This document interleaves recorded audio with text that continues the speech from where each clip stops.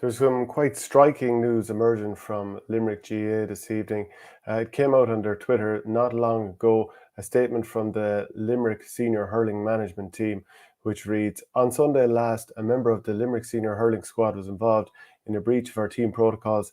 The matter has been dealt with by management internally and no further comment will be made on this matter at this time."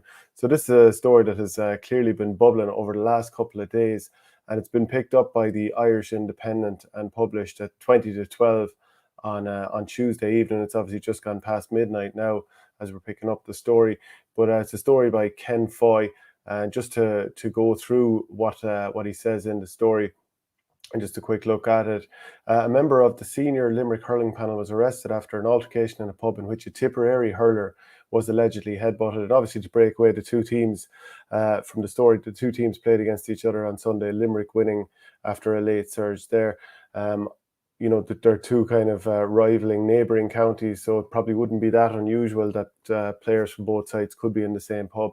The incident broke out in a well-known pub in Limerick City at 12:30 a.m. on Monday, just hours after the two counties had played each other in a fiercely contested Munster Championship game. Tipperary had unexpectedly led for most of the game, but the reigning All-Ireland champions put in an impressive final 10 minutes to swing the tie. The Irish Independent understands tempers flared between two players from the opposing teams in a Limerick City pub later that night. Gardaí were called to the scene after a report of an assault. The Limerick player was arrested for an alleged Section 4 assault and brought to Henry Street Garda Station.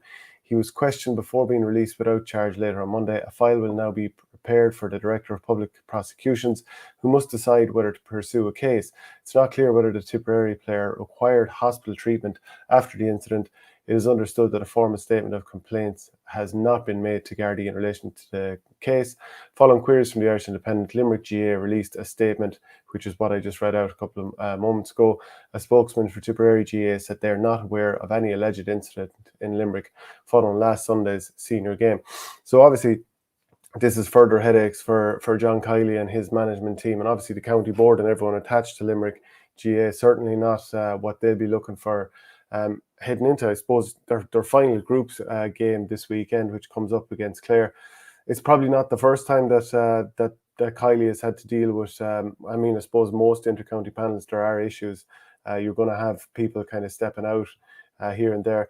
But in 2019, late 2019, when the New York Hurling Classic was happening, the Limerick County Board at that stage had to confirm that two players were sent home following an incident in the early morning.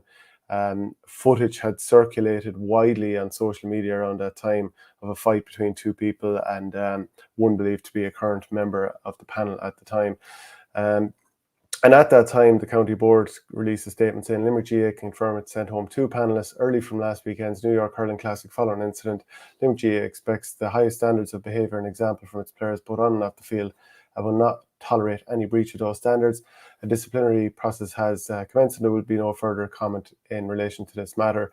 Obviously, I'm not going to go into the names. They're probably circulating around WhatsApp groups everywhere. That's not really the business of what I'm going to do here. But it does kind of seem, if you look at what has been said in the past, and if you look at the tone of the tweet that came out with in terms of the matter having been dealt with in relation to what Limerick GA posted tonight, you would feel that would, adding everything up, it would suggest that it's going to be probably leading to a dropping of a player from the panel. So I think that would probably be fairly self-evident in the coming weeks who that might be. Obviously, we're not sure what we're going to get from the Tipperary side of things as well.